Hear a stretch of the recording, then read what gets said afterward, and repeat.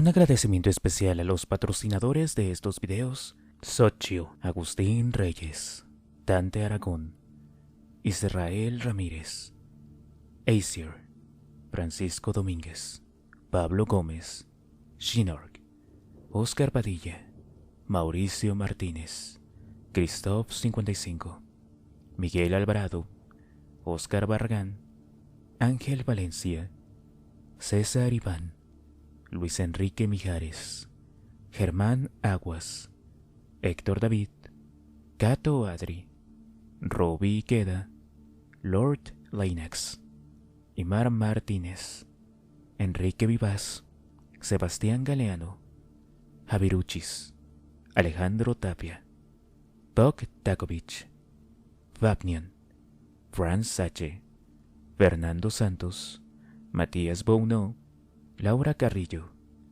Cristian Paternina, Ronald Colmenares, Osvaldo Núñez, Dave Zippet, Albert 117, Juan José Sánchez, Enrique Corona, Flores Alexis, Valdemar, Chris Underwater, Leo Javi, Naji Kaelum, Joel Carrillo y Yuki Nagato. De igual manera, un gran agradecimiento a los superchats de Fernando Quirós. Su apoyo es indispensable para que este canal siga adelante. Si tú también quieres apoyar el canal de tu tío el Patsy, además de tu comentario y tu like, siempre puedes unirte a los miembros del canal desde 20 pesitos, o bien hypear el video de tu agrado en la pestaña que está al lado de los comentarios. Eso me ayudaría muchísimo. Espero que disfrutes la siguiente narración. Capítulo 27.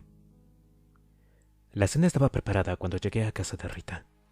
Teniendo en cuenta lo que había pasado y lo que yo opinaba al respecto, cualquiera habría pensado que no volvería a comer, pero cuando entré por la puerta me asaltó el aroma. Rita había hecho cerdo asado, con brécol, arroz y judías, y hay pocas cosas en el mundo comparables al cerdo asado de Rita. De modo que fue un Dexter algo apaciguado el que apartó el plato por fin y se levantó de la mesa. Y la verdad, el resto de la noche fue también bastante placentero. Jugué al escondite con Cody y Astor y los demás niños del barrio hasta la hora de acostarse. Y después Rita y yo nos sentamos en el sofá y vimos una serie sobre un médico cascarrabias, hasta que nos fuimos a dormir. En circunstancias normales, la vida no era tan mala. Gracias al cerdo asado de Rita, además de que Cody y Astor mantenían despierto mi interés. Tal vez podría vivir vicariamente por su mediación. Como un exjugador de béisbol que se convierte en entrenador cuando sus días de jugador han terminado. Tenían muchas cosas que aprender y al enseñarles podría revivir en mis marchitos días de gloria. Triste, lo sé, pero al menos era una pequeña compensación. Y mientras me sumía en el sueño, pese a saber la verdad, me sorprendí pensando que tal vez las cosas no estaban tan mal. Esta idea estúpida duró hasta medianoche cuando desperté y vi a Cody parado al pie de la cama. «Hay alguien afuera», dijo. «¿De acuerdo?», dije, medio dormido, sin la menor curiosidad acerca de por qué necesitaba decirme aquello. «¿Quiere entrar?», me senté. «¿Dónde está?», pregunté. Cody se volvió, salió al pasillo y yo lo seguí. Estaba convencido a medias de que solo había sido una pesadilla. Pero al fin y al cabo estábamos en Miami, y estas cosas suelen pasar, aunque en pocas ocasiones más de 500 o 600 veces por la noche. Cody me condujo hacia la puerta del patio trasero. Paró en sueco a unos 3 metros de la puerta y yo le imité. «¡Ay!», dijo en voz baja. En efecto, no era una pesadilla, al menos de las que tienes cuando estás dormido. El pomo de la puerta se estaba moviendo, como si alguien intentara girarlo desde afuera. «Ve y despierta, mamá», le susurré a Cody. «Dile que llame al 911. Me miró como decepcionado de que no fuera a cargar contra la puerta con una granada de mano y ocuparme del problema sin ayuda. Pero después dio media vuelta y volvió sobre sus pasos hacia el dormitorio. Me acerqué a la puerta con sigilo y cautela. Al lado, en la pared, había un interruptor que conectaba el foco que iluminaba el patio. Cuando extendí la mano hacia el interruptor, el pomo dejó de girar. De todos modos, encendí la luz. Al instante, como si fuera obra del interruptor, alguien empezó a golpear la puerta de la calle. Me volví y corrí hacia la parte delantera, y a mitad del camino Rita salió al pasillo y se estrelló contra mí. Dexter, Cody dijo que... Llama a la policía, le dije. Alguien está intentando entrar. Miré a Cody.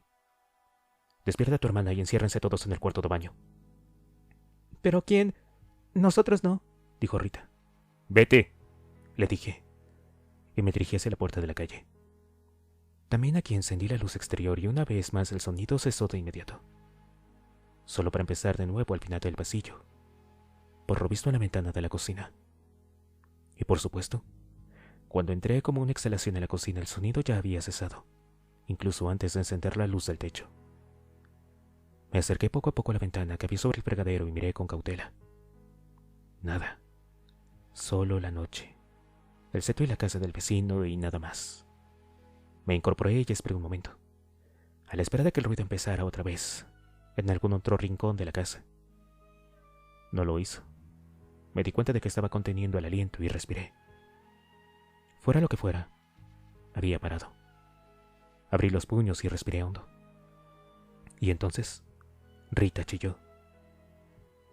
Di media vuelta lo bastante deprisa para torcerme el tobillo, pero cogí hacia el cuarto de baño a la mayor velocidad posible. La puerta estaba cerrada con llave, pero desde dentro oí que algo arañaba la ventana. Váyase, gritó Rita. Abre la puerta, dije, y un momento después Astor la abrió de par en par. Está en la ventana, dijo. Con bastante calma, pensé. Rita estaba en medio del cuarto de baño con los puños apretados contra la boca. Cody se encontraba delante de ella con ademán protector, con el desatacador en ristre. Y los dos tenían la vista clavada en la ventana. Rita, dije. Se volvió hacia mí con los ojos abiertos de par en par y llenos de miedo. ¿Pero qué quieren?, preguntó, como si yo pudiera aclararlo. Y tal vez habría podido, en circunstancias normales. Cuando normal define a toda la parte anterior de mi vida. Cuando mi pasajero me hacía compañía y susurraba terribles secretos. Pero tal como estaban las cosas, solo sabía que querían entrar y no sabía el por qué. Tampoco sabía lo que querían. Pero no parecía tan importante en aquel momento como el hecho de que deseaban algo. De eso no cabía duda. Y pensaban que nosotros lo teníamos. Vamos, dije. Todo el mundo afuera de aquí. Rita se volvió a mirarme, pero Cody no se movió. ¡Muévanse!, ordené. Y Astor tomó a Rita de la mano y salió a toda prisa. Yo apoyé una mano sobre el hombro de Cody y le empujé hacia su madre. El tiempo que le quitaba el desatascador y me volví hacia la ventana. El ruido continuaba. Unos arañazos que sonaban como si alguien quisiera destrozar el cristal con sus garras. Sin darme cuenta de lo que hacía, golpeé la ventana con la cabeza de goma del destacador. El ruido paró. Durante un largo rato no se oyó otro sonido que mi respiración rápida y entrecortada. Y después, no muy lejos, oí una sirena de la policía que rasgaba el silencio. Salí del cuarto de baño sin apartar la vista de la ventana. Rita estaba sentada en la cama con Cody a un lado y Astor al otro. Los niños parecían muy serenos, pero Rita estaba al borde de la histeria. No pasa nada, dije. La policía está a punto de llegar. ¿Será la sargento Debbie?, me preguntó Astor y añadió esperanzada. ¿Crees que le dispare a alguien? La sargento Debbie está en cama, dormida, dije. La sirena casi había llegado y con un chirriar de neumáticos paró delante de nuestra casa y recorrió toda la escala musical hasta enmudecer de mala gana. Ya están aquí, les dije. Rita saltó de la cama y cogió de la mano a los niños. Los tres me siguieron y cuando llegamos a la puerta de la calle, ya estaban llamando cortés pero firmemente. De todos modos, como la vida nos enseña cautela, pregunté. ¿Quién es? Policía, dijo una severa voz masculina. Alguien informó de un posible robo con escalo. Sonaba auténtico. Pero solo para asegurarme dejé la cadena puesta cuando abrí la puerta y me asomé. Había dos policías uniformados. Uno que miraba la puerta y otro que examinaba el patio y la calle. Cerré la puerta, quité la cadena y volví a abrirla. Entre, agente, dije. El nombre de su placa ponía Ramírez. Me di cuenta de que lo conocía. Pero no entró en la casa. Se limitó a mirar mi mano. ¿Qué clase de emergencia tenemos entre manos, jefe?, preguntó, al tiempo que me indicaba mi mano con un cabeceo. Miré y me di cuenta de que aún sujetaba el desatascador. dije. Dejé el aparato detrás de la puerta, en el paragüero. Lo siento, defensa propia. Ajá, dijo Ramírez. Supongo que dependería de lo que llevara el otro, ¿no? Entró en la casa y llamó a su compañero. Echa un vistazo en el patio, Williams. Sí, voy, contestó este, un hombre nervudo de unos 40 años. Se encaminó hacia el patio y desapareció por la esquina de la casa. Ramírez se paró en el centro de la sala mientras miraba a Rita y a los niños. Bueno, ¿cuál es la historia?, preguntó, y antes de que yo pudiera contestarle, me miró fijamente. ¿Nos conocemos? Dexter Morgan, dije. Trabajo en forense. De acuerdo, dijo. ¿Qué pasó aquí, Dexter? Y le conté todo. Capítulo 28. Los policías se quedaron con nosotros unos 40 minutos. Miraron en el patio y el vecindario, pero no encontraron nada, cosa que no pareció sorprenderles. Tampoco a mí, para ser sincero. Cuando terminaron, Rita les obsequió un café y unas galletas de harina de avena que había hecho. Ramírez estaba seguro de que habían sido un par de niños con ganas de provocarnos alguna reacción, cosa que, de ser cierto, habían logrado. Williams se esforzó por tranquilizarnos. Nos dijo que había sido una broma pesada y que ya había terminado. Y cuando estaban a punto de irse, Ramírez añadió que pasarían por delante algunas veces durante el resto de la noche. Pero pese a estas palabras tranquilizadoras, Rita se quedó sentada en la mesa de la cocina con una taza de café el resto de la noche, incapaz de volver a dormir. Por mi parte, di vueltas durante más de 3 minutos, hasta zambullirme en el país de los sueños. Y mientras descendía por la larga montaña negra hasta el sueño, la música empezó de nuevo, y noté una gran sensación de alegría, y luego calor en mi cara. Sin saber cómo me encontré en el pasillo, mientras Rita me sacudía y gritaba mi nombre. Despierta, Dexter, decía. Dexter. ¿Qué pasó?, pregunté. Estabas caminando en sueños, dijo Rita, y cantando. Cantabas mientras dormías. Y así la aurora de dedos rosados nos encontró a los dos sentados en la mesa de la cocina, bebiendo café. Cuando el despertador sonó por fin en el dormitorio, Rita se levantó para desconectarlo. Volvió y me miró. Yo sostuve su mirada, pero por lo visto no teníamos nada que decir. Y después Cody y Astor entraron en la cocina. Y no podíamos hacer otra cosa que seguir la rutina matutina e ir a trabajar, fingiendo como autómatas que todo era exactamente como antes. Pero no lo era. Claro está. Alguien estaba intentando entrar en mi cabeza, y lo estaba consiguiendo. Y ahora había intentado entrar en mi casa y ni siquiera sabía quién era o qué quería. Debía suponer que era algo relacionado con Moloch y la ausencia de mi presencia. La conclusión era que alguien estaba intentando hacerme algo, y cada vez estaba más cerca de lograrlo. Me negaba a tomar en serio la idea de que un dios antiguo estaba intentando matarme. Para empezar, no existen. Y aunque así fuera, ¿por qué iba uno de ellos a molestarse conmigo? Estaba claro que un ser humano estaba utilizando el rollo de Moloch como un disfraz para sentirse más poderoso e importante, y para convencer a sus víctimas de que poseía poderes mágicos, como la capacidad de invadir mi sueño y obligarme a oír música, por ejemplo. Un depredador humano no podía hacer eso, ni tampoco asustar al oscuro pasajero. Las únicas respuestas posibles eran imposibles. Tal vez debía atribuirlo a la fatiga, pero no se me ocurrían otras. Cuando llegué al trabajo aquella mañana, no tuve tiempo de pensar algo mejor, porque recibimos una llamada sobre un doble homicidio en una tranquila casa donde cultivaban marihuana en el Grove. Habían atado y despedazado a 2 adolescentes y disparado varias veces sobre ellos. Y si bien estoy seguro de que habría tenido que considerar el horrible sucedido, me sentí agradecido por la oportunidad de ver 2 cadáveres que no estuvieran asados o decapitados.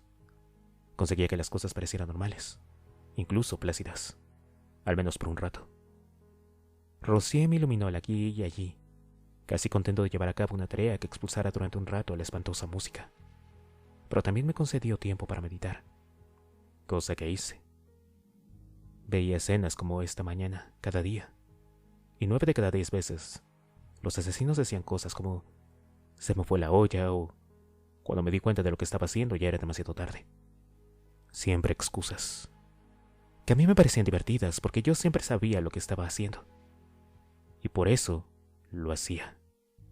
Y por fin, se me ocurrió una idea.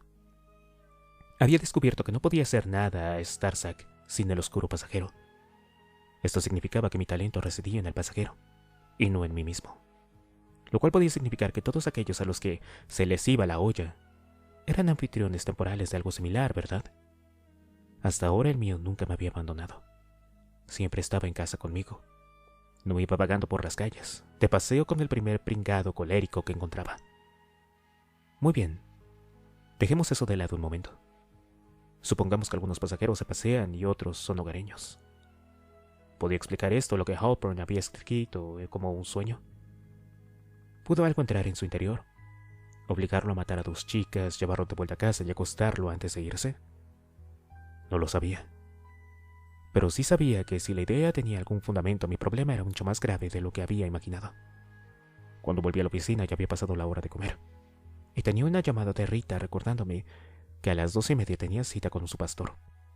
Y por pastor, no me refiero al tipo que encuentras en una iglesia. Si alguna vez te sientes impulsado a visitar una por algún motivo. Por mi parte siempre me he dado por sentado que si existiera alguna clase de Dios, jamás permitiría que algo como yo floreciera. ¿Y si me equivoco? Que se parte del altar y se desmorone si entro en una iglesia. Pero mi sensato alejamiento de edificios religiosos había terminado porque Rita quería que su propio pastor presidiera nuestra ceremonia matrimonial. Y por lo visto el hombre necesitaba examinar mis credenciales humanas antes de acceder.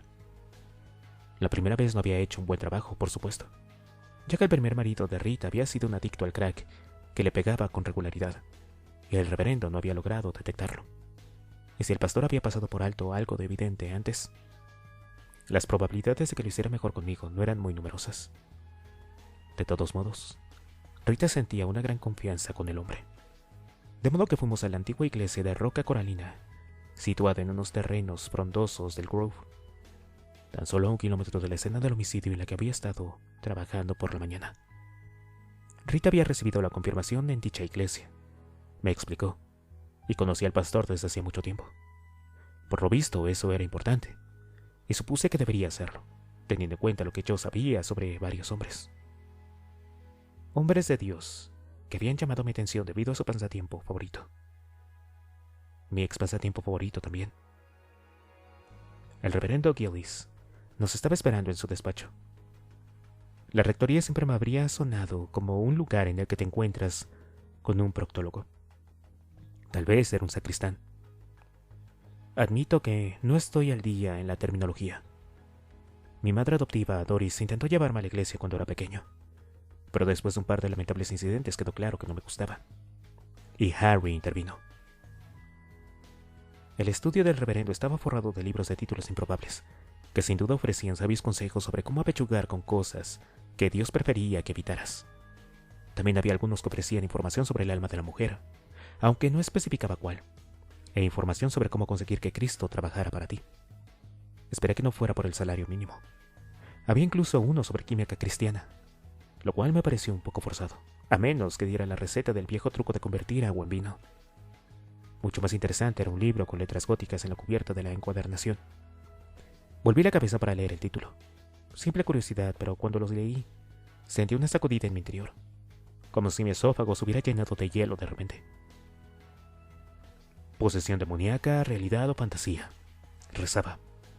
Y mientras leía el título, oí el sonido inconfundible de una moneda al caer. Sería muy fácil para un observador externo sacudir la cabeza y decir, sí, claro, Dexter es un chico muy tonto si no ha pensado en eso. Pero la verdad era que no lo había hecho. El demonio posee muchas connotaciones negativas, ¿verdad? Y mientras la presencia estuvo presente, no pareció necesario definirla con esos términos arcaicos.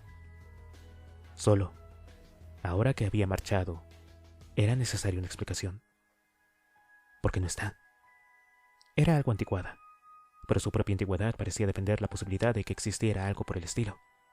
Alguna relación con aquella tontería de Salomón y Moloch, hasta llegar a lo que me estaba pasando hoy. ¿Era realmente el oscuro pasajero un demonio? ¿La ausencia del pasajero significaba que ya había sido expulsado? Y si era así, ¿qué lo había expulsado?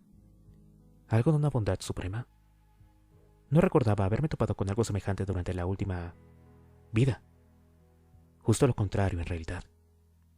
Pero, ¿podía algo muy malo expulsar un demonio?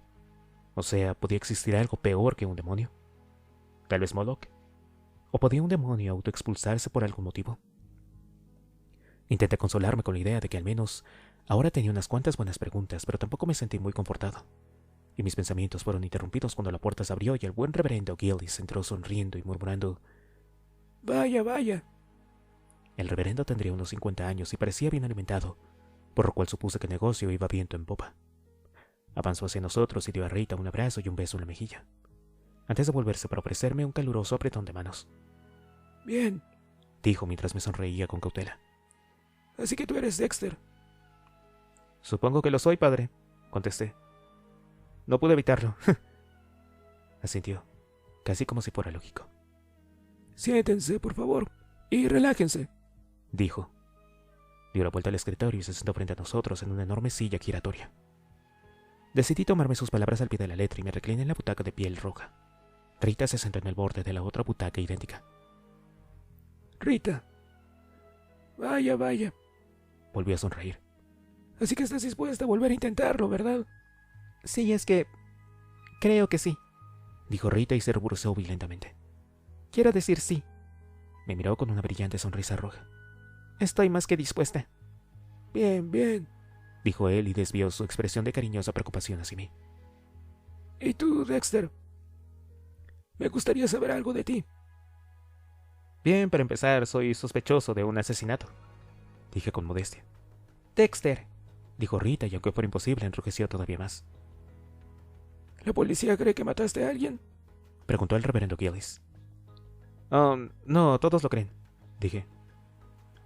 Bueno, con todos me refiero a mi hermana, ¿sabe? Dexter es forense, soltó Rita. Su hermana es detective. Él solo estaba bromeando, padre. El hombre cabeció en mi dirección. El sentido del humor es de gran ayuda en cualquier relación. Hizo una pausa, con aspecto pensativo y muy sincero. Dime, ¿cómo te llevas con los hijos de Rita? Cody y Astor adoran a Dexter, dijo Rita, muy contenta de haber aparcado el tema de mi condición de hombre buscado por la ley. Pero, ¿cómo se lleva Dexter con ellos? Me caen bien, dije. El reverendo Gillis se sintió. Bien, muy bien. A veces los niños son una carga, sobre todo cuando no son de uno. Cody y Astor son una carga muy pesada, pero no me importa, dije. Van a necesitar mucha atención, después de todo lo que han padecido. Oh, yo se las presto, créame. Aunque preferí no ser demasiado concreto, de modo que añadí: están ansiosos de recibir esa atención. De acuerdo. Esos chicos vendrán a la escuela dominical, ¿verdad? Se me antojó un intento descarado de chantajearnos para que le proporcionáramos futuros reclutas que encortaran su bandeja. Pero Rita sintió con entusiasmo, así que la imité. Además, estaba bastante seguro de que, con independencia de lo que dijeran los demás, Cody y Astor buscarían consuelo espiritual en otra parte.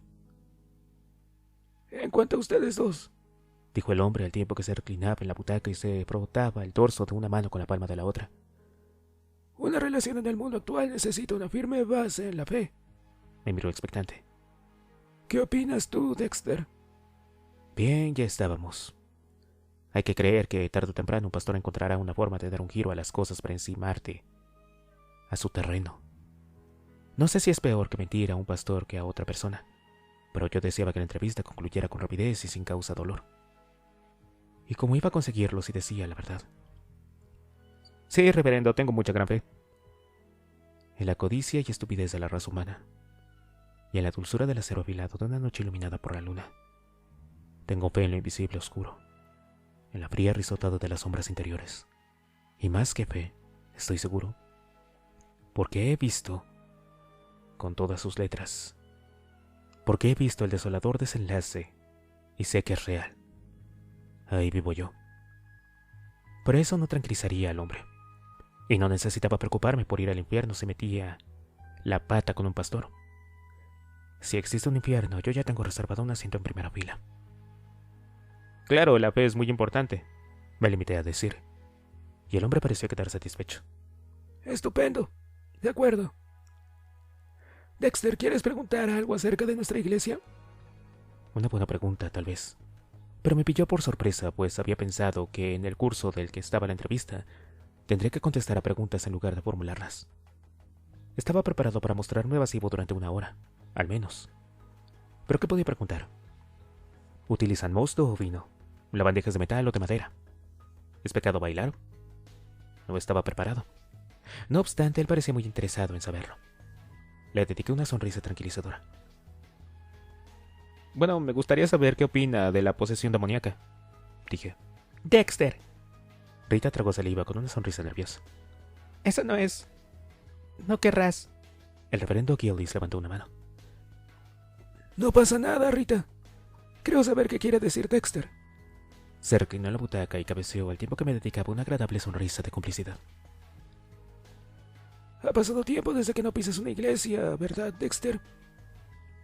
La verdad es que sí, admití. Creo que descubrirás que la nueva iglesia está muy adaptada al mundo moderno. La verdad esencial del amor de Dios no cambia, pero sí nuestra interpretación de él a veces. Creo que podemos admitir que los demonios son para Halloween, no para el uso dominical. Bien, era agradable recibir una respuesta, aunque no fuera la que estaba buscando. No esperaba que el reverendo Gillis sacara un grimorio y lanzara un hechizo, pero admitió que, bueno, era un poco decepcionante que no lo hiciera. De acuerdo. ¿Alguna otra duda? ¿Sobre nuestra iglesia o sobre algo relacionado con la ceremonia? Pues no. No, parece muy sencillo. Nos gusta creer eso. Siempre que pongamos en primer lugar a Cristo, todo lo demás encaja. Amén, dije con júbilo. Rita me miró, pero el reverendo pareció aceptarlo. De acuerdo, dijo el hombre, se levantó y extendió la mano. Hasta el 24 de junio, entonces. Yo también me levanté y le estreché la mano. Pero espero verlos antes. Tenemos un gran oficio moderno todos los domingos a las 6 de la mañana. Me guiñó un ojo y volvió a apretarme la mano. Podrás volver a casa a tiempo de ver el partido de fútbol. Fantástico, dije. Y pensé que cuando los negocios anticipan a las necesidades de sus clientes, todo es mucho mejor. Me soltó la mano y le di un gran abrazo a Rita. Rita, de verdad estoy muy contento por ti. Gracias, sollozó ella en su hombro. Se apoyó contra él un momento y sorbió por la nariz. Después se enderezó, se frotó la nariz y me miró. Gracias, Dexter, dijo. No sé por qué, pero siempre es agradable que te incluyan. Capítulo 29. Por primera vez desde hacía mucho tiempo estaba ansioso por volver a mi cubículo. No porque tuviera trabajo, sino porque la idea que se me había ocurrido en el estudio del reverendo Gillis seguía en mi mente. Posesión demoníaca. Sonaba bien. Nunca me había sentido poseído, aunque Rita reclamaba el honor. Pero al menos proporcionaba una especie de explicación, avalada por la historia, y tenía muchas ganas de investigarla. En primer lugar, comprobé si tenía mensajes en el contestador automático y en el correo electrónico. Ningún mensaje, salvo un recordatorio rutinario del departamento sobre la limpieza de la zona café. Tampoco descubrí ninguna abyecta disculpa de Debs. Hice algunas llamadas cautelosas y descubrí que Debs estaba intentando localizar a Carl Wagner, lo cual me tranquilizó, pues significaba que no me estaba siguiendo a mí. Con el problema resuelto y la conciencia tranquila, empecé a investigar el tema de la posesión demoníaca. Una vez más, el buen rey Salomón acaparaba los titulares. Por lo visto se había llevado de maravilla con cierto número de demonios, la mayoría de nombres improbables, con varias zetas, y les había dado órdenes como si fueran criados, y obligado a construir un gran templo, lo cual no dejó de sorprenderme, pues siempre me había dicho que el templo era algo bueno, y debían existir leyes sobre el trabajo de los demonios. O sea, si tanto nos molesta que inmigrantes ilegales recojan las naranjas, ¿no debían tener todos aquellos patriarcas temerosos de Dios una especie de ordenanza contra los demonios? Pero ahí delante lo tenía, en blanco y negro. El rey Salomón había confraternizado con ellos a sus anchas. Y como jefe. No le gustaba recibir órdenes, por supuesto, pero le aguantaban. Y eso suscitaba la interesante idea de que tal vez alguien más podía controlarlos, e intentaba hacerlo con el pasajero oscuro, quien había huido de aquella servidumbre involuntaria. Medité un rato sobre eso. El mayor problema de esta teoría residía que no encajaba con la abrumadora sensación de peligro de muerte que me había invadido por primera vez, cuando el pasajero todavía estaba a bordo. Puedo comprender la reticencia a llevar a cabo trabajos indeseables tan bien como cualquiera, Pero eso no tenía nada que ver con el miedo letal que había surgido en mi interior. ¿Significaba eso que el oscuro pasajero no era un demonio? ¿Significaba que no estaba padeciendo otra cosa que una simple psicosis? Una fantasía paranoica, imaginaria, en la que se mezclaban la sed de sangre y el horror. Y no obstante, todas las culturas del mundo a lo largo de la historia parecían creer que la posesión albergaba cierto grado de realidad. No conseguía relacionarla con mi problema, claro.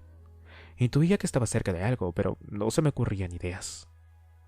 De pronto eran las 5:30, y ya estaba más que ansioso por huir de la oficina y dirigirme hacia el dudoso refugio de mi casa. A la tarde siguiente estaba en mi cubículo, mecanografiando un informe sobre un asesinato múltiple muy aburrido.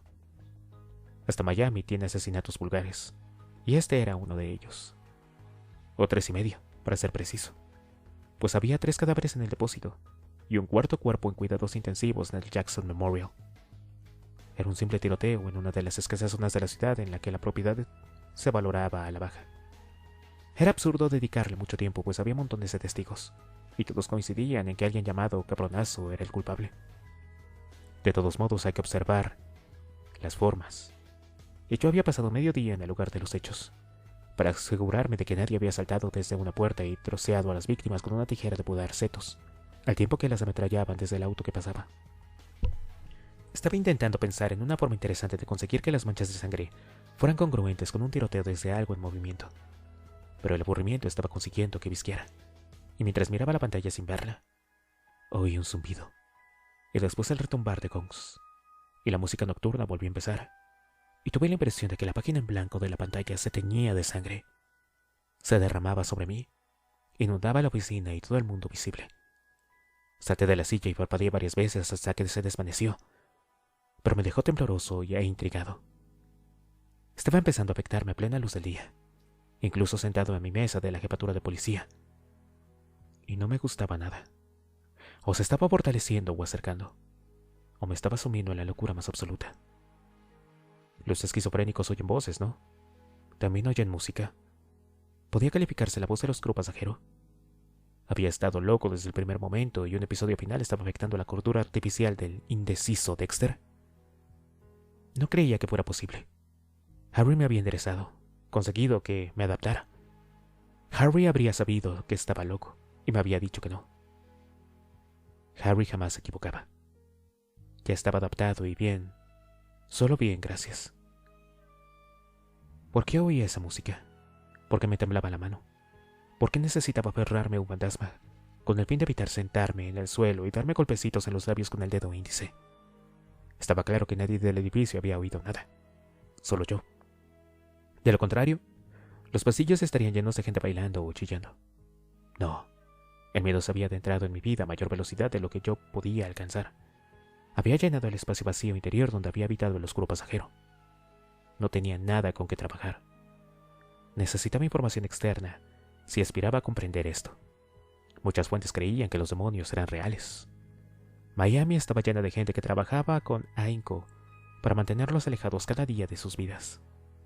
Y si bien el babalao había dicho que no quería tener nada que ver con este asunto y se había alargado a toda velocidad, daba la impresión de saber lo que era. Estaba bastante seguro de que la santería creía en la posesión, pero daba igual.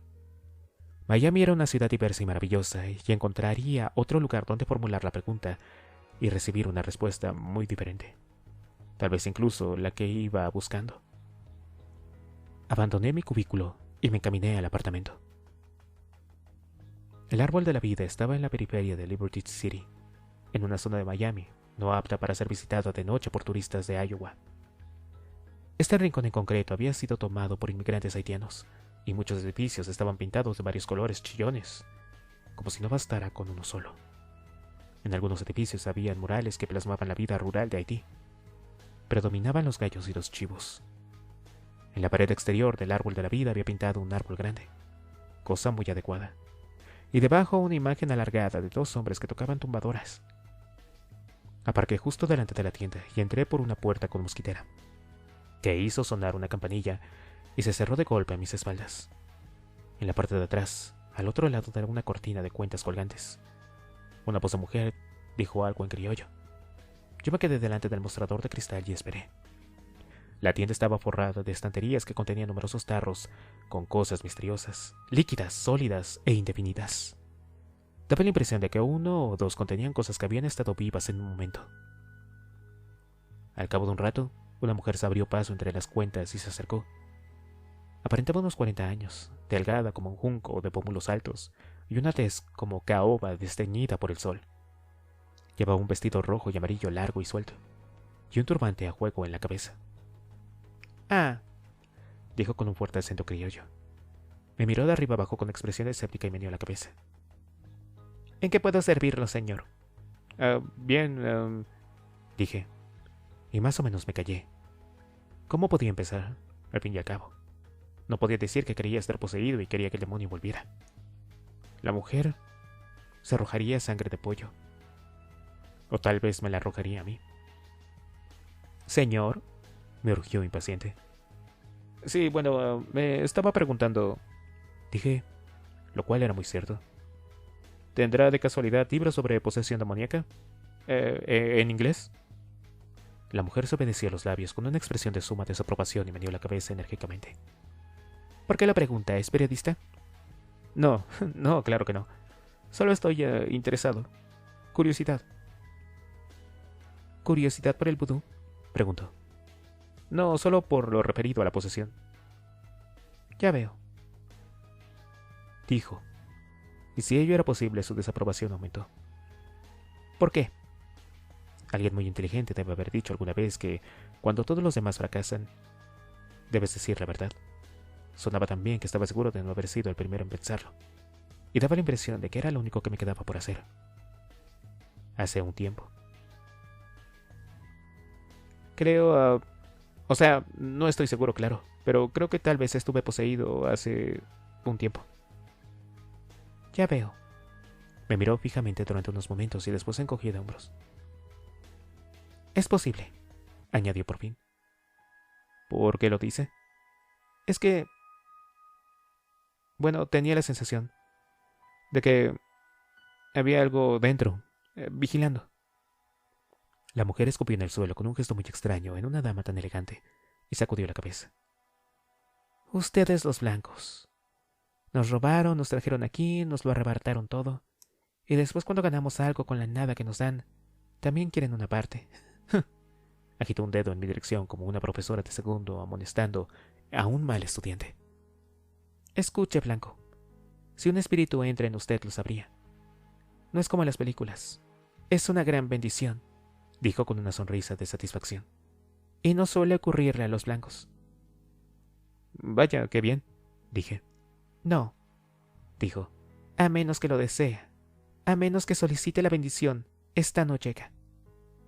Pero, si yo lo quiero. Nunca le va a llegar. Me está haciendo perder el tiempo. Dio media vuelta y atravesó las cortinas de cuentas en dirección a la trastienda. Consideré inútil quedarme a esperar si cambiaba de opinión. No parecía probable. Ni tampoco que el vudú tuviera respuestas acerca del oscuro pasajero. La mujer había dicho que solo acudía cuando lo llamabas, y que era una bendición. Al menos era una respuesta diferente, aunque no recordaba haber llamado jamás al oscuro pasajero. Siempre estuvo conmigo. Pero para estar seguro del todo me detuve ante el bordillo de la acera y cerré los ojos. «Vuelve, por favor», dije. No pasó nada. Subí al auto y volví al trabajo. «Qué elección más interesante», pensó el vigilante. Vudú. La idea contenía cierta lógica, por supuesto, no podía negarlo. Pero lo más interesante era lo que revelaba del otro. Se estaba moviendo en la dirección correcta y estaba muy cerca. Y cuando apareciera su siguiente pista, el otro estaría mucho más cerca.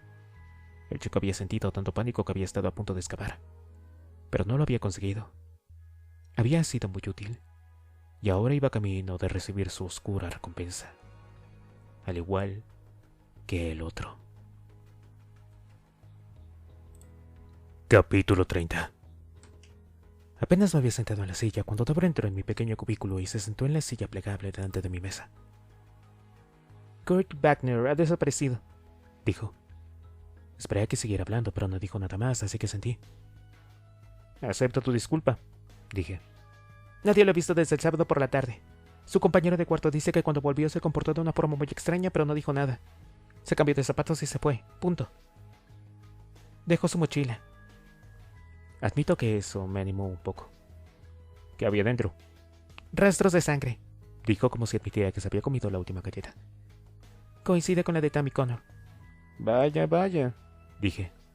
Creí conveniente no añadir nada acerca del hecho de que había encarado el análisis de sangre a otra persona. Una pista excelente, ¿no? Sí, es él. Debe de ser él. Mató a Tammy, metió la cabeza en su mochila y liquidó a Manny Borg. Eso parece. Es una pena. Estaba empezando a acostumbrarme a la idea de que el culpable era yo. No tiene puta lógica. El chico es un buen estudiante, está en el equipo de natación, es de buena familia, todo eso. Un chico encantador. No puedo creer que hiciera todas esas cosas horribles. De acuerdo, dijo Deborah. Lo sé, maldita sea, un tópico del copón. Pero qué carajo, el chico mata a su novia. Tal vez incluso a su compañera de cuarto, porque lo vio. Pero ¿por qué a los demás? Y toda esa mierda de quemarlas y las cabezas de toro. ¿Qué es molusco? Moloch, corregí. Un molusco es una almeja. Da igual. Pero no es lógico, Tex. O sea... Desvió la vista y por un momento pensé que pese a todo iba a ser algo como una disculpa. Pero estaba equivocado. Sí tiene lógica. Es tu tipo de lógica. El tipo de cosas que tú dominas. Me miró, pero aún parecía estar avergonzada. Eso, ya sabes. Me refiero a... ¿Ya volvió? No, no ha vuelto. Vaya mierda. Oye, ¿ya buscaste o emitido una orden de búsqueda para capturar a Kurt Wagner? Pregunté. Sé hacer mi trabajo, Tex. Si está en la zona de Miami-Dade, lo vamos a atrapar. Y el Departamento de Policía de Florida también lo ha hecho. Si está en Florida, alguien lo encontrará. ¿Y si no está en Florida? Me miró fijamente y vi el principio de la forma de mirarme de Harvey antes de enfermar. Después de tantos años de policía, cansado, acostumbrándose a la idea de la derrota rutinaria. En ese caso es probable que sea libre. Y tendré que detenerte para salvar mi empleo. Bien, dije, al tiempo que intentaba con desesperación disfrazar la alegría con la tristeza abrumadora. Espero que conduzca un auto muy reconocible entonces. Ella resopló. Es un Geo rojo, uno de esos mini jeeps. Cerré los ojos. Fue una sensación muy extraña, pero sentí que toda la sangre de mi cuerpo se concentraba en los pies. Dijiste rojo. Me oí preguntar con voz muy serena. No hubo respuesta, y abrí los ojos. Deborah me estaba contemplando con una mirada de suspicacia tal que casi pude tocarla. ¿Qué carajo te pasa? ¿Una de tus voces? Un Geo rojo me siguió hasta casa a la otra noche, dije, y después alguien intentó entrar en mi casa. Maldita sea, ¿cuánto carajo me lo ibas a contar? En cuanto decidieras volver a dirigirme la palabra, repliqué. Deborah se tiñó de un gratificante tono púrpura y fijó la vista en sus zapatos. Solo he estado ocupada, dijo en un tono muy poco convincente. Sí, también Kurt Wagner, dije. De acuerdo, mierda, dijo, y comprendí que era la máxima disculpa que iba a recibir. Sí es rojo, pero mierda, añadió sin levantar la vista todavía. Creo que aquel viejo tenía razón, los malos están ganando. Me gustaba ver a mi hermana tan deprimida. Pensé que era necesario algún comentario optimista, algo que disipara el mal humor y llevara una canción a su corazón, pero no encontré nada. Bien, si los malos están ganando de verdad, al menos tendrás mucho trabajo, hermana. Levantó la vista al fin, pero sin nada remotamente parecido a una sonrisa. Sí, un tipo de Kendall mató a su mujer y a sus 2 hijos anoche. Debo de trabajar en eso. Se levantó y se incorporó poco a poco hasta recuperar algo parecido a su postura normal. Hurra por nuestro bando, Dex, dijo, y salió de mi despacho. Desde el primer momento fue una relación ideal. Las nuevas cosas poseían conciencia de sí misma, la cual facilitaba la labor de manipularlas, algo muy gratificante para él. Se mataban mutuamente con mucho más estímulo y entusiasmo, y él no tuvo que esperar mucho a su nuevo anfitrión, ni a volver a intentar reproducirse. Empujó a su anfitrión a matar, y esperó con el ansia de experimentar aquel maravilloso y extraño torbellino. Pero cuando la sensación llegó, solo se volvió perezosamente. Despertó una levísima sensación en él, y después se desvaneció sin florecer ni reproducirse. Él estaba perplejo. ¿Por qué no había funcionado la reproducción de esta ocasión? Tenía que existir un motivo, y buscó una respuesta con eficacia y organización. A lo largo de muchos años, mientras las cosas nuevas cambiaban y crecían, él experimentó, y poco a poco descubrió las condiciones ideales para la reproducción. Necesito matar a varias personas, a varias cosas, antes de convencerse de que había encontrado la respuesta. Pero cada vez que repetía la fórmula definitiva, una nueva conciencia nacía y huía el mundo dolorido y aterrorizado. Y él estaba satisfecho. La cosa trabajaba mejor cuando los anfitriones estaban un poco desprevenidos, debido a la bebida que habían empezado a destilar, o alguna otra especie de estado de trance. La víctima debía saber lo que estaba avecinándose. Y si había público, sus emociones alimentaban la experiencia y la convertían en más poderosa todavía. Después estaba el fuego. El fuego era un método muy bueno para matar a las víctimas. Daba la impresión de que liberaba su esencia en un gran estallido de energía espectacular. Y por fin la experiencia funcionaba mejor con los jóvenes. Las emociones eran mucho más fuertes, sobre todo en los padres. Era maravilloso, inimaginable. Luego trance, víctimas jóvenes. Una fórmula sencilla. Él empezó a animar a los nuevos anfitriones a descubrir una forma de establecer estas condiciones de manera permanente. Y los anfitriones se mostraron muy ansiosos de poder colaborar con él. Capítulo 31. Cuando era muy pequeño vi un espectáculo de variedades en la televisión. Un hombre colocaba un puñado de platos en el extremo de una serie de varillas flexibles y los mantenía en el aire haciendo girar en círculos el extremo de las varillas de modo que los platos giraban y giraban. Y se aminoraba la velocidad o daba la espalda, aunque por un momento uno de los platos se inclinaba y caía al suelo, seguido por todos los demás. Es una metáfora terrorífica de la vida, ¿verdad? Todos intentamos que nuestros platos permanezcan siempre girando en el aire, y en cuanto los has conseguido, no puedes apartar la vista de ellos, y tienes que continuar trajinando con el resto. Salvo que en la vida alguien sigue añadiendo más platos, esconde las varillas y cambia la ley de la gravedad a la que te descuidas. Por eso, cada vez que crees que tus platos están girando alegremente, oyes de repente un espantoso estrépito detrás de ti, y una pila entera de platos cuya existencia desconocías se viene al suelo. Había supuesto estúpidamente que la trágica muerte de Vandenborg significaba un plato menos de lo que debía preocuparme, puesto que ahora podía proceder a encargar el catering de la boda tal como era debido, con embutidos y una nevera llena de refrescos con valor de $65 por plato. Podía concentrarme en el problema importante y muy real de recomponerme de nuevo. Y pensando que todo marchaba a pedir de boca en el frente hogareño, volví la espalda un momento y recibí como recompensa un espectacular estrépito detrás de mí. El plato metafórico en cuestión se rompió cuando entré en casa de Rita después de trabajar. Reinaba el silencio que supuse que no había nadie en casa. Pero un rápido vistazo al interior me reveló algo mucho más inquietante. Cody y Astor estaban sentados inmóviles en el sofá, con Rita de pie detrás de ellos y una expresión que habría podido transformar la leche fresca en yogur en un abrir y cerrar de ojos. Dexter, anunció con voz lúgubre. tenemos que hablar. Por supuesto, dije, y mientras temblaba a causa de su expresión, incluso la simple idea de una respuesta desenfadada se hizo añicos, arrastrados al instante por el aire gélido. Estos niños, dijo Rita. Por lo visto eso se reducía de la idea, porque me miró y no dijo nada más. Yo sabía a qué niño se refería, claro está, así que asentí para darle ánimos. Sí, dije. Oh, dijo ella. Bien, si Rita tardaba tanto en articular una frase completa, era fácil comprender por qué la casa estaba tan silenciosa cuando entré. Era evidente que el arte perdido de la conversación iba a necesitar un poco de estímulo de Dexter, el diplomático, si queríamos intercambiar más de 7 palabras antes de la cena. Me lancé a fondo con mi famosa valentía.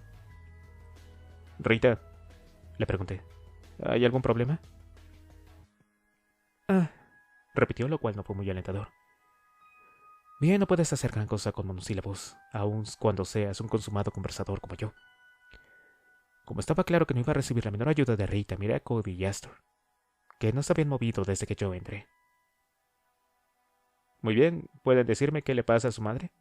Intercambiaron una de sus famosas miradas y después se volvieron hacia mí. No queríamos hacerlo, fue un accidente, dijo Astor. No era gran cosa, pero al menos sí una frase completa.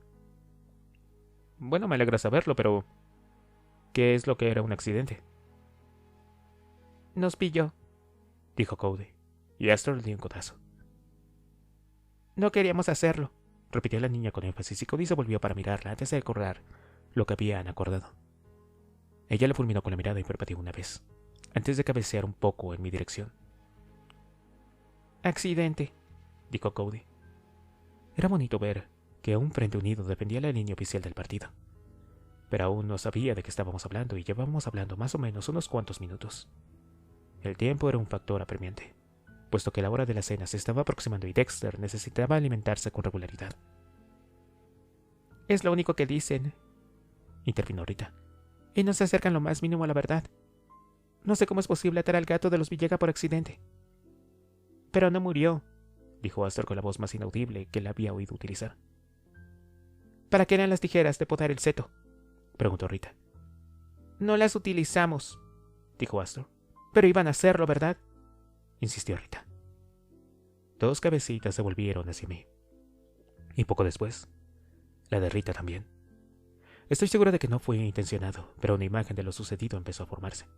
Y no era una naturaleza muerta agradable. No cabía duda de que los niños habían intentado un estudio independiente de mí. Y todavía peor, adivinaba que de alguna manera se habían convertido en mi problema. Los niños esperaban que les sacara las castañas del fuego y Rita estaba preparada para abrir fuego sobre mí. Era injusto, por supuesto. Lo único que había hecho hasta el momento era llegar a casa del trabajo. Pero como ya he observado en más de una ocasión, la vida es injusta. Y no existe el departamento de reclamaciones. De modo que deberíamos aceptar las cosas tal y como vienen, reparar los desperfectos y seguir adelante. Es lo que yo intentaba hacer, por inútil que lo considerara. Bueno, estoy seguro de que hay una buena explicación, dije. Y Astor sonrió de inmediato y empezó a cabecear con entusiasmo. Fue un accidente, insistió risueña. Nadie ata un gato, lo sujeta con cinta adhesiva a un banco de trabajo y lo amenaza con unas tijeras de podar por accidente, gritó Rita. Para ser sincero, el asunto se estaba complicando. Por una parte me complacía hacerme una idea clara de lo que ocurrió por fin, pero por la otra daba la impresión de que no habíamos encallado en un obstáculo difícil de explicar. Y no pude evitar el pensamiento de que a Rita le convenía más seguir en la inopia acerca de estos temas. Pensaba haber dejado claro a Cody y Astor que no debían volar en solitario hasta que les hubiera explicado cómo utilizar las alas. Pero era evidente que habían preferido no comprender, y si bien estaban padeciendo unas consecuencias muy gratificantes por culpa de su acto, era responsabilidad mía sacarlos del atolladero. A menos que comprendiera que no debía repetirse este error por ningún motivo, permitiría con mucho gusto que el viento se los llevara y los mantuviera girando indefinidamente. Saben que lo que hicieron está mal, ¿verdad?, les pregunté. Asintieron al unísono. ¿Saben por qué está mal? Astor parecía inseguro y miró a Cody. Porque nos pillaron, soltó. ¿Lo ves?, dijo Rita, con tono histérico en la voz. Astor, dije mientras la miraba fijamente sin guiñarle un ojo. No es el momento de hacerse la graciosa. Me alegro de que alguien piense que esto tiene gracia, dijo Rita, pero resulta que no soy yo. Rita, dije con toda la serenidad que pude reunir, y entonces, utilizando la astucia desarrollada a lo largo de los años de fingir que era un humano adulto, añadí. Creo que esta es una de estas ocasiones de las que habló el reverendo Gillis, cuando reclaman mi atención. Dexter, estos dos han estado a punto de... No tengo ni idea, ¿y tú? Aunque estaba a punto de llorar, me alegré de ver que había recuperado el don de conversar. En ese momento, una escena de una película antigua se proyectó en la pantalla de mi mente, como surgida del túnel del tiempo, y supe con exactitud qué debía hacer para ser un humano, al menos funcional. Me acerqué a Rita y con mi expresión más seria apoyé una mano sobre su hombro. Rita, me enorgullecí del tono grave y varonil de mi voz. Estás demasiado cerca del problema y estás permitiendo que tus emociones ofusquen tu entendimiento. Estos dos necesitan una perspectiva firme, y yo se las puedo dar. Al fin y al cabo, dije cuando recorté la frase, y me alegró comprobar que no había perdido la forma. Ahora debo de ser un padre para ellos. Tendría que haber supuesto que aquel comentario sumiría a Rita en un lago de lágrimas. Y así fue, porque al instante sus labios empezaron a temblar. La cólera se esfumó de su rostro y un riachuelo empezó a rodar por cada mejilla. De acuerdo, por favor, habla con ellos. Sorbió por la nariz y salió corriendo de la sala. Dejé que Rita efectuara su salida dramática. Dejé que se prolongara un momento para insuflarle más fuerza. Y después di media vuelta y miré a mis dos bellacos. Bien. ¿Qué ha pasado con aquello de comprendemos, prometemos y esperamos? Estás tardando demasiado, dijo Astor. No hemos hecho nada, salvo esta vez. Y además no tienes siempre razón y creemos que ya no deberíamos esperar. Al menos, no más. Bien. Estoy preparado, dijo Cody. Vaya. En ese caso supongo que su madre es la mejor detective del mundo porque están preparados y los han pillado. Dexter, protestó Astor. No, Astor. Para de hablar. Y escucha al menos un momento. La miré, con mi cara más seria. Y por un momento creí que iba a decir algo más, pero después ocurrió el milagro en nuestra sala de estar. Astor cambió de idea y cerró la boca. Muy bien, dije. He dicho desde el primer momento que tienen que hacerlo a mi manera. No están obligados a creer que siempre tenga razón. Astor emitió un sonido, pero no dijo nada. Al menos nada que fuera reconocible para mí. Pero tienen que hacer lo que yo les diga. De lo contrario, no los voy a ayudar y terminarán en la cárcel. No hay otra solución, ¿de acuerdo? Es muy posible que no supieran qué hacer con este nuevo tono de voz y este nuevo rol. Ya no era Dexter el juguetón, sino algo muy diferente. Dexter de la oscura disciplina, al que nunca habían visto. Se miraron vacilantes, de modo que insistí un poco más. Los descubrieron. ¿Y qué pasa si los descubren? ¿Tiempo muerto? Dijo Cody inseguro. Sí. ¿Y si tienes 30 años? Tal vez por primera vez en su vida Astor se quedó sin respuesta. Y Cody ya había gastado su cuota de frases de sus palabras. Se miraron y clavaron la vista a sus pies. Mi hermana, la sargento Débora y yo nos pasamos el día deteniendo gente que hace este tipo de cosas. Y cuando los pillamos van a la cárcel. Sonreía Astor. Tiempo muerto para adultos, pero mucho peor. Vives en una pequeña habitación del tamaño de tu cuarto de baño, encerrado dentro todo el día y toda la noche. Meas en un agujero en el suelo, comes basura enmohecida y hay ratas y montones de cucarachas. Sabemos lo que es una cárcel, Dexter, dijo Astor. ¿Ah, de verdad? ¿Ah, de verdad? ¿Por eso tienen tanta prisa en ir a parar a ella? ¿Saben lo que es Oid Sparky? Astor miró a sus pies de nuevo. Cody aún no había levantado la vista. Oid Sparky es la silla eléctrica. Si te atrapan, te atan a Oid Sparky, te ponen unos cables en la cabeza y te fríen como si fueras bacon. ¿Les parece divertido? Negaron con la cabeza. Por lo tanto, la primera lección es no dejarse atrapar. ¿Se acuerdan de las pirañas? Asintieron. Su apariencia es feroz para que la gente sepa que son peligrosas. Pero Dexter, nosotros no parecemos feroces, dijo Astor. No. Ni deben parecerlo. Se supone que somos personas, no pirañas. Pero la idea es la misma, parecer algo que no eres. Porque cuando ocurre algo malo es lo primero que todo el mundo busca. Gente mala.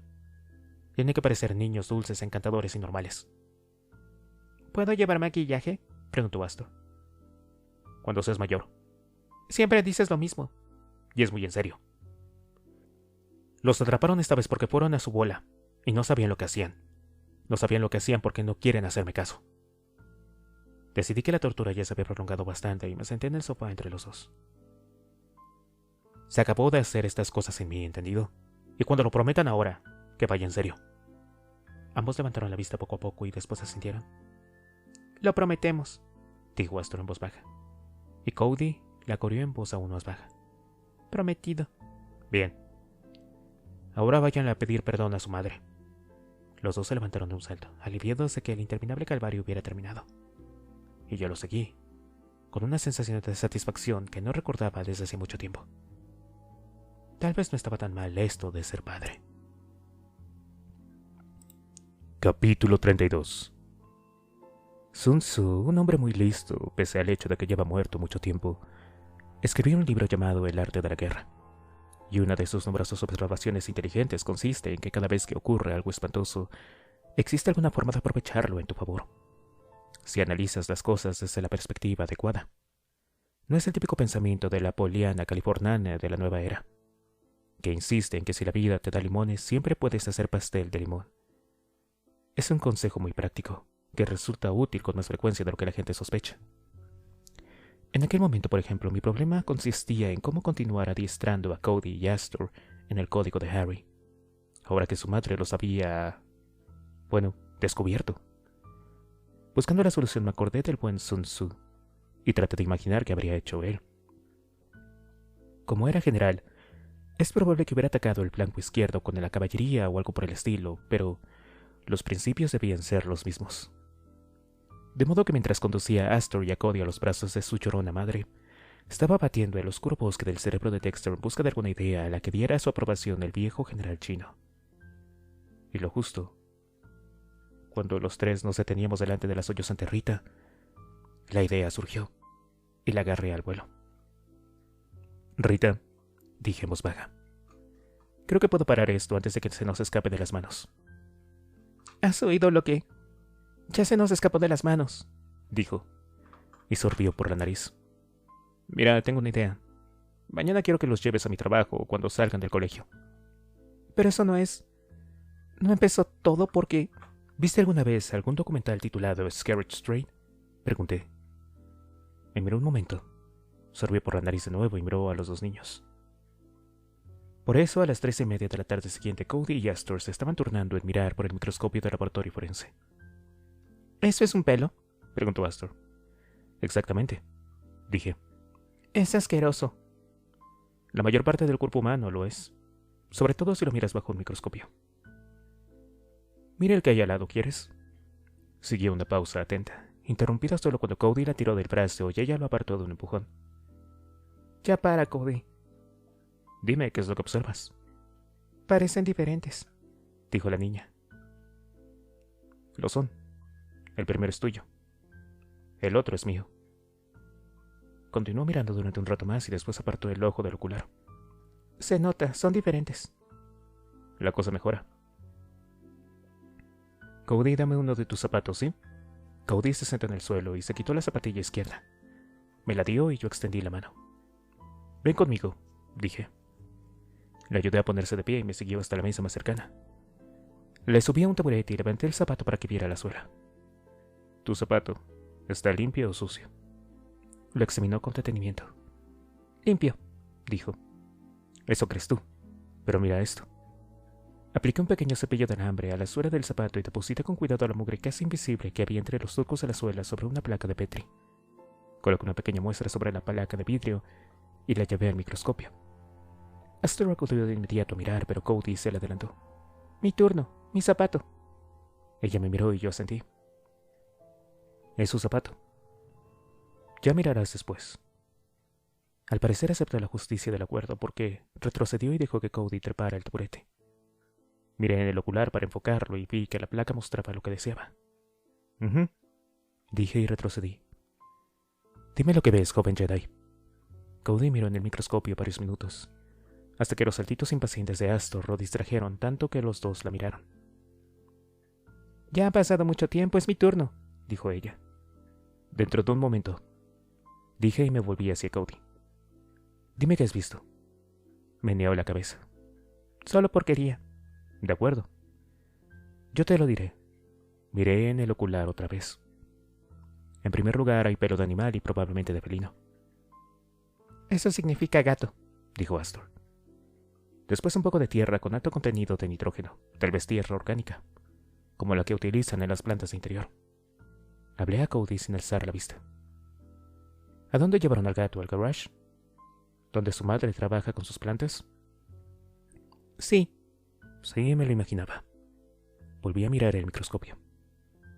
Ah, miren aquí. Es una fibra sintética, de alfombra. Es azul. Miré a Cody y enarqué una ceja. ¿De qué color es la alfombra de tu cuarto, Cody? Sus ojos abrieron de par en par. Azul. ¿Sí? Si quisiera ser minucioso, compararía esto con un fragmento que me llevé de tu habitación. Después, te freirían. Demostraría que estuviste con el gato. Volví a mirar el ocular. Caramba, ¿alguien ha comido pizza hace poco? Ay, hay un trozo de palomita de maíz. ¿Te acuerdas de la película de la semana pasada? Quiero ver, Dexter. Es mi turno, protestó Astor. Bien, de acuerdo, dije, y la senté en un taburete al lado de Cody para que pudiera mirar por el microscopio. Yo no veo palomitas de maíz, dijo al instante. Esa cosa redonda y marrón del rincón, dije. Calló un momento y después me miró. No puedes descubrir todo eso, aunque mires por el microscopio, dijo.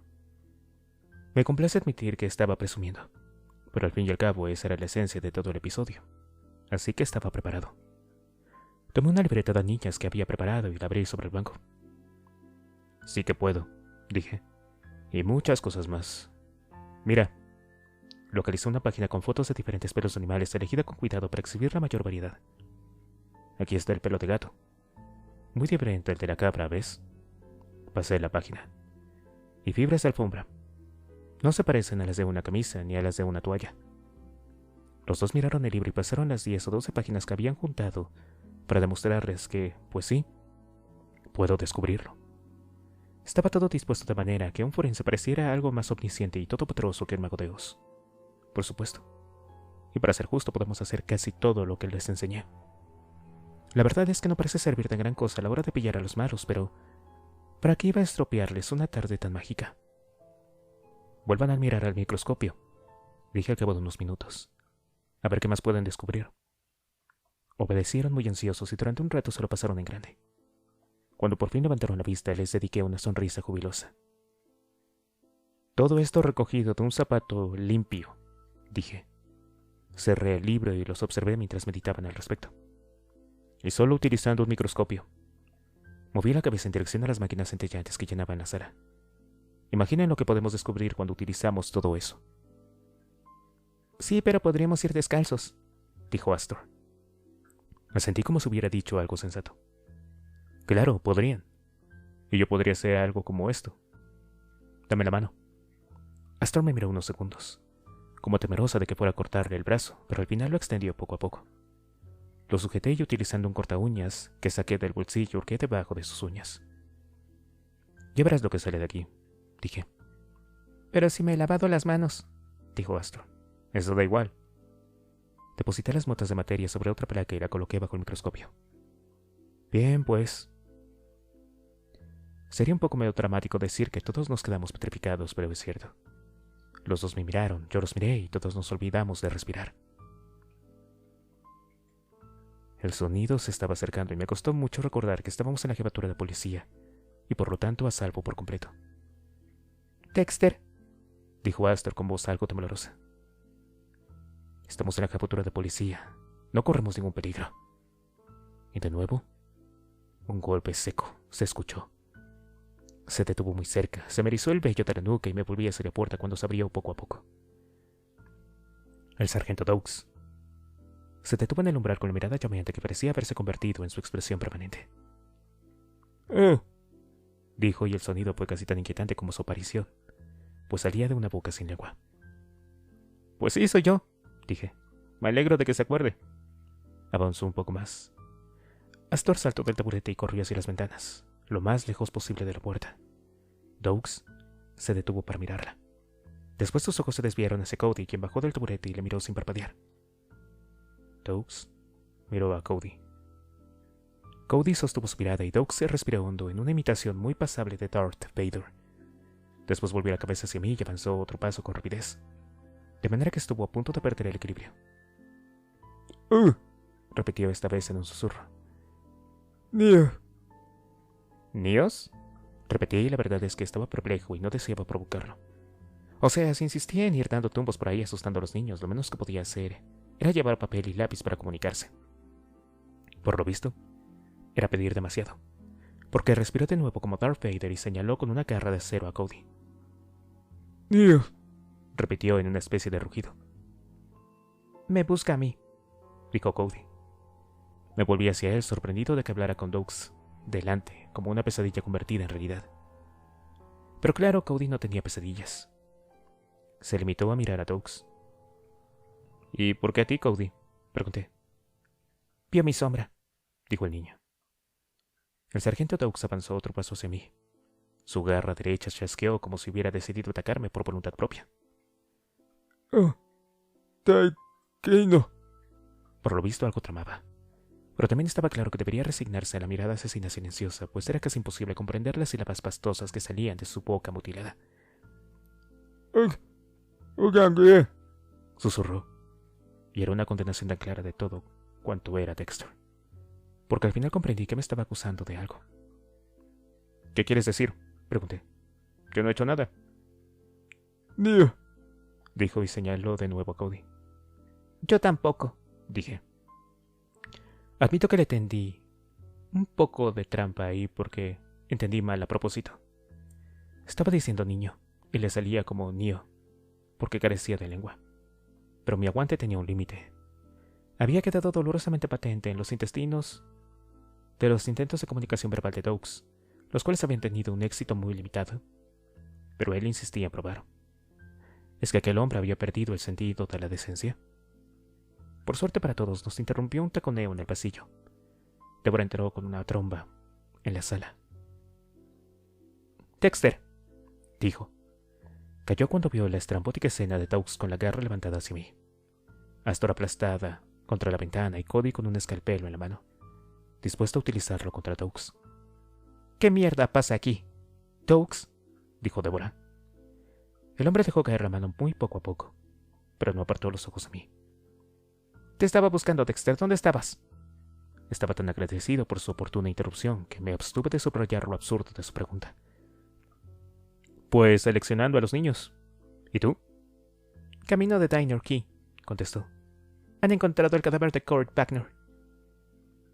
Capítulo 33. Deborah nos condujo a través del tráfico a una velocidad digna de un circuito de carreras. Intenté pensar en una manera educada de indicarles que íbamos a ver a un cadáver, al cual no era muy probable que escapara. Así que por favor fuera más despacio. Pero no se me ocurrió ninguna frase que no le impulsara a levantar las manos del volante para intentar estrangularme. Cody y Astor eran demasiado pequeños para darse cuenta de que corrían peligro de muerte, y daba la impresión de que lo estaban pasando en grande en el asiento trasero. Incluso habían asimilado la esencia de la situación y se dedicaban al unísono a hacer gestos groseros a los autos que adelantábamos. Había un choque múltiple de 3 autos en la Interestatal 1, en Leohium, lo cual paralizó el tráfico unos momentos, y nos vimos obligados a avanzar a paso de caracol. Como ya no tenía que dedicar todos mis esfuerzos a reprimir chillidos de terror, intenté averiguar qué íbamos a ver con tanta prisa. ¿Cómo fue que murió?, le pregunté a Deborah. Igual que los demás, quemado y el cuerpo está sin cabeza. ¿Estás segura de que es Kurt Wagner?, pregunté. ¿Puedo demostrarlo? Aún no. ¿Estoy segura? Sí, carajo. ¿Y por qué? Encontraron su auto en las cercanías. No tenía ninguna duda de que, en circunstancias normales, comprendería con exactitud por qué alguien era tan fetichista de las cabezas, y sabría dónde encontrarlas y por qué. Pero por supuesto, ahora que dentro estaba solo, ya nada era normal. ¿Sabes que es absurdo, verdad, Debs?, le dije. Deborah rugió y golpeó el volante con una mano. Explícame por qué. Kurt debió de liquidar a los demás víctimas. ¿Y a quién lo mató? ¿Su jefe de exploradores? Preguntó Deborah al tiempo que hacía sonar el claxon y sorteaba el embotellamiento de tráfico pasando al carril contiguo. Adelantó a un autobús, pisó el acelerador y se abrió paso entre el tráfico durante unos 50 metros hasta que dejamos atrás el accidente. Me concentré en acordarme de respirar y en reflexionar que todos íbamos a morir algún día. De modo que, considerando la situación en conjunto, ¿qué más daba si Deborah nos mataba? No era un gran consuelo, pero impidió que me pusiera a chillar y me lanzara por la ventanilla del auto hasta que volvimos al carril correcto. Ha sido divertido, dijo Astor. ¿Podemos repetirlo? Cody asintió con entusiasmo.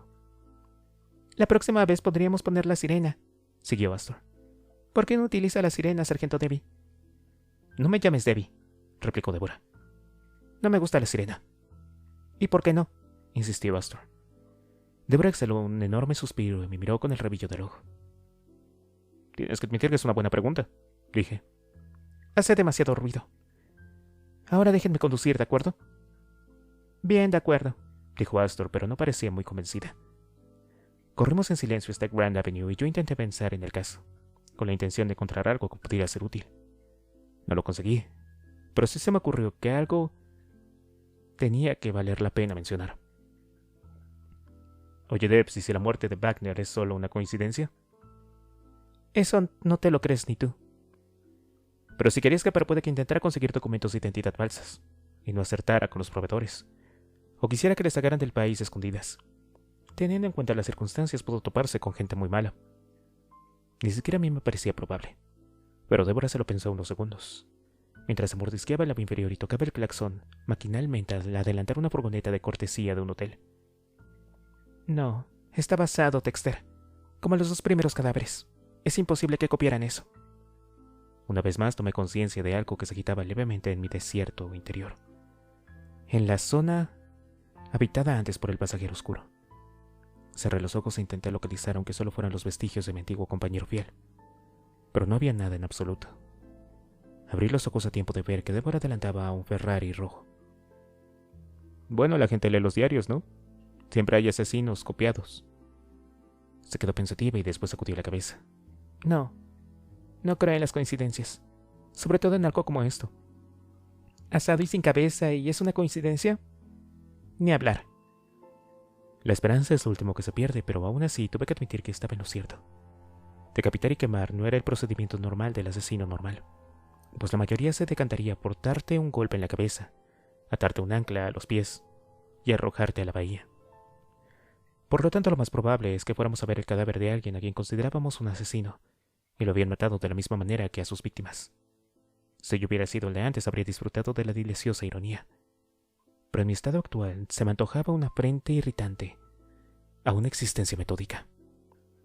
Pero Débora me concedió poco tiempo para reflexionar y ponerme de mal humor. Zigzagueó entre el tráfico de Coconut Grove y frenó en el aparcamiento que hay delante de Bayfront Park, donde ya se había mostrado todo el circo acostumbrado. Había 3 autos de la policía y Camila Fick estaba buscando huellas dactilares en un baqueteado Geo rojo aparcado ante uno de los parquímetros. Probablemente el auto de Kurt Wagner. Bajé y pasé la vista a mi alrededor. Incluso sin una voz interior que me susurrara pistas, observé que algo no encajaba. ¿Dónde está el cuerpo, Debs?, le pregunté. Ella se estaba dirigiendo hacia la puerta del club náutico. En la isla. Por algún motivo, pensar en el cuerpo abandonado en la isla me erizó el vello de la nuca, pero cuando miré hacia el agua en busca de una respuesta, solo sentí la brisa vespertina que soplaba entre los pintos de las islas de Diner Key y se colaba en mi vacío interior. Débora me dio un codazo. Vamos. Miré a Cody y a Astor, que dominaban ya las complejidades de los cinturones de seguridad y estaban bajando del auto. Quédense aquí. Volveré dentro de un rato, les dije. ¿A dónde vas?, preguntó Astor. Tengo que ir a la isla. ¿Hay una persona muerta?, preguntó. Sí, así es. Miró a Cody y después volvió la vista hacia mí. Queremos ir. De ninguna manera. Ya me metí en bastantes problemas la última vez. Si dejo que vean otro cadáver, su madre me convertirá también en uno. Cody pensó que era divertido. Emitió un ruidito y meneó la cabeza. Oí un grito y miré hacia el puerto deportivo. Débora estaba en el muelle a punto de subir a la lancha de la policía y atracada. Agitó un brazo en mi dirección. ¡Dexter!, gritó. Astor pateó el suelo para llamar mi atención y yo la miré. Tienen que quedarse aquí. Debo irme. Pero Dexter, queremos subir a la lancha, dijo la niña. Bien, pues no pueden. Pero si se portan bien, los llevaré a mi barca este fin de semana. ¿A ver una persona muerta?, preguntó Astor. No vamos a ver cadáveres durante un tiempo. Pero lo prometiste. Dexter, gritó otra vez Débora. La saludé con la mano, pero por lo visto no era la respuesta que esperaba porque me hizo señales furiosas. Tengo que irme, Astor, quédate aquí. Ya hablaremos de esto más tarde. Todo es siempre más tarde. Cuando atravesé la puerta me detuve a hablar con la policía uniformado, plantado delante, un hombre grande y corpulento de cabello negro y frente muy baja. ¿Podría echarle un vistazo a mis niños?, le pregunté. ¿Qué cree que soy una niñera o qué? Solo unos minutos, se portan bien. Escucha, amigo, empezó a decir, pero antes de que pudiera terminar la frase se oyó un movimiento y Débora se materializó a nuestro lado. Carajo, Dexter. Sube tu culo a esa lancha. Lo siento. He de encontrar a alguien que vigile a los niños. Débora apretó los dientes. Después miró al policía grandote y leyó el nombre en su placa. Zukinski. Vigila a los putos niños. Por favor, sargento. Santo Dios, protestó el hombre. No se separe de esos niños, maldita sea. Tal vez aprenda algo. Dexter, ahora sube a la jodida lancha de una maldita vez. Di la vuelta obediente y corrí hacia la jodida lancha. Deborah me adelantó y ya estaba sentada cuando yo salté a bordo. El policía que pilotaba la embarcación se dirigió hacia una de las islas más pequeñas, zigzagueando entre los veleros anclados. Hay varias islitas frente al puerto deportivo de Tainorkey, que proporcionaba protección del viento y el oleaje, una de las cosas que lo convierten en un fondeadero tan bueno. Solo es bueno en circunstancias normales, por supuesto, como las islas se encargan de demostrar. Estaban sembradas de restos de barcos y demás basura marítima, depositada por muchos de los huracanes recientes. De vez en cuando, un ocupa construía una choza con fragmentos de barcos destrozados. La isla a la que nos dirigíamos era una de las más pequeñas. La mitad de una lancha de pesca deportiva de 12 metros yacía en la playa en un ángulo imposible, y de los pinos de la playa colgaban fragmentos de porespán, trapos raídos y fragmentos de placas de plástico y bolsas de basura. Por lo demás estaba tal y como lo habían dejado los nativos. Un plácido pedazo de tierra cubierto de pinos australianos, condones y latas de cerveza. Salvo por el cuerpo de Cor Wagner, por supuesto, que no había sido abandonado por los indios. Estaba tendido en el centro de la isla en un pequeño claro y al igual que los demás, había sido dispuesto en una postura formal con los brazos cruzados sobre el pecho y las piernas muy juntas. El cuerpo no tenía cabeza ni ropa. Estaba carbonizado como los otros, pero en este caso había una variación. Alrededor del cuello había una cuerda de cuero de la que colgaba un medallón de peltre del tamaño de un huevo. Me acerqué a mirar. Era una cabeza de toro. Una vez más sentí una extraña punzada, como si una parte de mí reconociera que el detalle era importante, pero no supiera por qué o cómo expresarlo. Solo no, sin el pasajero no. Vince Massou, que estaba conclillado junto al cadáver, examinando una colilla de cigarro, y Deborah se hallaba arrodillada a su lado. Di la vuelta a su alrededor una vez más, mirando desde todos los ángulos. Naturaleza muerta con policías. Supongo que esperaba descubrir una pista, pequeña pero reveladora. Tal vez el permiso de conducir del asesino o su confesión firmada. Pero no había nada de ese tipo. Nada salvo arena surcada de cicatrices debido a incontables pies y al viento. Me arrodillé junto a Deborah. Ya buscaron el tatuaje, ¿verdad? Fue lo primero que todo, dijo Vince. Extendió una mano enguantada y levantó un poco el cuerpo. Allí estaba, cubierto de arena pero todavía visible. Solo el borde superior y cortado. El resto debía de estar en la cabeza desaparecida. Es él. El tatuaje es su auto en el puerto deportivo. Es él, Dexter. Ojalá supiera qué significaba el tatuaje. Es arameo. ¿Cómo carajo lo sabes? Bueno, lo investigué. Le expliqué y me concluyé al lado del cadáver. Mira. Tomé una ramita de arena y señalé con ella. Parte de la primera letra había desaparecido, seccionada junto con la cabeza, pero el resto se veía bien y coincidía con mi lección de idiomas. Está la M, lo que queda, la L y la K. ¿Y qué carajo significa? Preguntó Deborah. Moloch, dije, y sentí un escalofrío irracional solo por pronunciar la palabra bajo el brillante sol. Intenté sacudirme de encima la sensación, pero se negó a abandonarme. El arameo no tiene vocales, así que MLK quiere decir Moloch. O Milk, dijo Deborah. La verdad, Deb, si crees que nuestro asesino se iba a tatuar Milk en el cuello, necesitas de verdad un descanso. Pero si Wagner es Moloch, ¿quién lo mató? Wagner mata a los demás, dije mientras intentaba parecer pensativo y confiado a la vez, lo cual era una tarea difícil. Y después... Sí, a lo de... ya había llegado. ¿Y estás vigilando a Wilkins? Estamos vigilando a Wilkins, por el amor de Dios. Volví a mirar el cadáver, pero no parecía que fuera a decirme más de lo que ya sabía, que era casi nada. No podía impedir que mi cerebro dejara de escribir en círculos. Si Wagner había sido Moloch y ahora Wagner estaba muerto y asesinado por Moloch... Bueno, me levanté por un momento, sintiéndome mareado, como cegado por luces brillantes, y a lo lejos oí la espantosa música que empezaba a elevarse en la tarde, y por un momento no me cupo la menor duda de que el Dios me estaba llamando desde algún lugar cercano. El Dios verdadero y no un bromista psicótico. Sacudí la cabeza para que se hiciera el silencio, y estuve a punto de caerme. Sentí que una mano agarraba mi brazo para sostenerme, pero no sabía si era Debs, Vince o el propio Moloch. Desde muy lejos una voz me estaba llamando por el nombre, pero cantando. y la cadencia se elevaba al ritmo demasiado familiar de aquella música. Cerré los ojos y sentí el calor en la cara. La música aumentó de volumen. Algo me sacudió y abrí los ojos. La música paró. El calor no era más que el sol de Miami y el viento empujaba las nubes de un chaparrón vespertino. Débora me sujetaba por los codos y me sacudía, repitiendo con paciencia mi nombre una y otra vez. Dexter. Oye, Dexter, vuelve.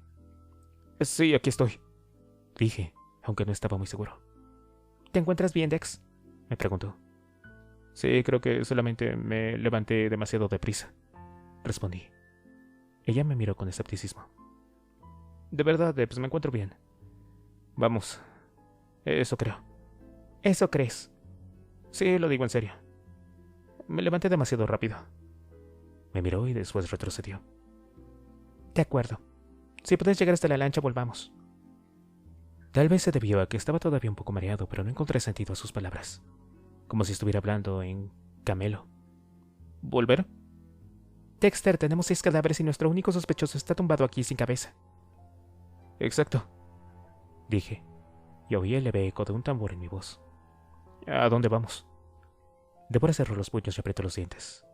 Miró el cadáver y por un momento pensé que iba a escupir. ¿Y ese tipo que perseguiste hasta el canal?, preguntó por fin. ¿Starsack? No, dijo... Enmudecí, pero no lo bastante deprisa porque Débora pegó un brinco. ¿Dijo? ¿Cuándo has hablado con él, maldita sea? Para ser justo conmigo, estaba un poco mareado y no había pensado antes de hablar. Por eso había metido la pata. No podía decirle a mi hermana que había hablado con él la otra noche, cuando lo había atacado con cinta adhesiva en su banco de trabajo para cortarle en pulcros pedacitos. Pero la sangre debió de fluir en mi cerebro de nuevo porque me apresuré a decir. Quería decir... Digo que parecía un poco... no sé. Creo que era algo personal, como si yo le hubiera cortado el paso en la autopista. Débora me miró enfurecida, pero después pareció aceptar lo que había dicho, porque dio media vuelta y pateó la arena. Bien, no tenemos nada más. No nos perjudicará investigarlo un poco.